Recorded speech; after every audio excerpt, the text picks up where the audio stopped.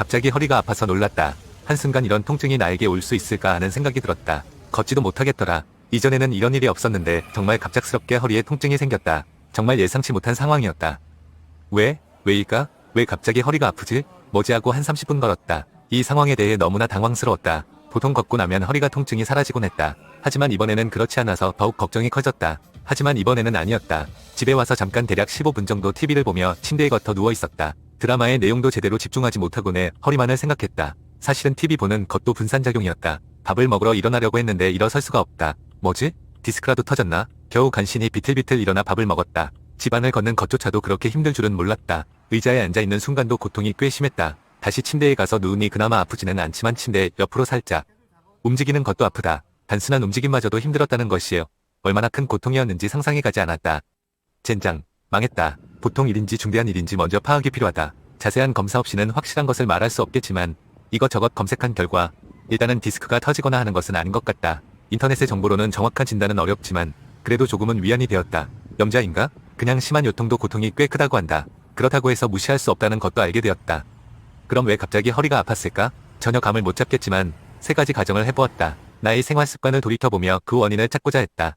첫 번째, 요 며칠 책상에 너무 안 좋은 자세로 앉아 있었다. 심지어 그때도 등이 조금 아팠던 기억이 난다. 너무 오랜 시간 허리가 의자에 걸린 상태에서, 그러니깐 안 좋은 자세로 3시간 이상 이동 없이 있었던 것 같다. 사실 일과 중에는 이런 허리의 통증에 대해 크게 신경을 쓰지 않았는데 이런 부주의가 큰 문제를 일으킨 것 같다. 그때 허리가 나간 것이 아닐까? 두 번째, 최근 너무 급격한 감량으로 근육이 줄면서 그런 것일까? 내 몸은 그동안의 나쁜 생활 습관에 대한 반응을 보인 것일 수도 있다. 감량이 몸에 무리를 준 것이라면 좀 더 올바른 방법으로 접근해야 했던 것이 아닌가 하는 생각도 들었다.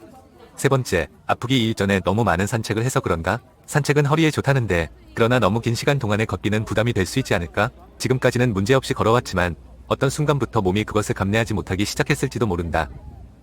추가한다. 네 번째, 5일 전에 높은 곳에서 내려오다 약한 충격이 왼쪽 다리에 있었던 것이 방금 생각났다. 그때의 충격이 작아서 크게 의식하지 않았지만 그것이 지금의 상황을 만든 원인일 수도 있다는 생각이 든다. 그런데 시간이 잘 안 맞기도 하다. 어쨌든 딱히 하나의 큰 사건은 없었지만 위 4가지가 복합적으로 나의 허리를 공격한 것은 맞는 것 같다. 하지만 이 모든 것을 정확하게 알 수 있는 방법은 전문가의 도움을 받는 것이다. 3일 동안 집에서 밥 먹고 누워만 있었더니 1kg 쪄버렸다. 그럼 10kg 감량인가? 표준 체중만 되면 왠지 모든 것이 건강해질 것 같았는데 예상 못한 역습에 어리둥절하다.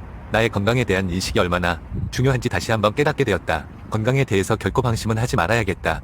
앞으로는 주기적인 건강검진과 자세 교정, 올바른 운동 방법을 통해 나의 건강을 지키려고 노력해야겠다는 생각이 든다.